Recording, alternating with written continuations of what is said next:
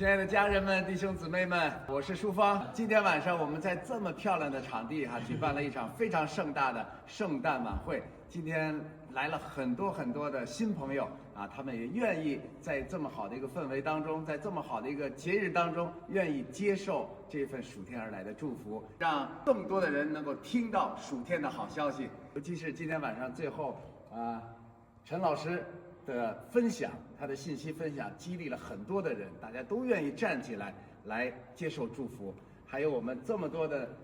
我们团队的，你看年轻的弟兄姊妹帅哥美女，还有我们王老师，他的这种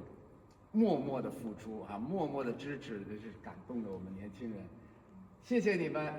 最后让我们一起向着我们全国的家人、全世界的家人来说上一声圣诞快乐，新年蒙恩，哈利路亚。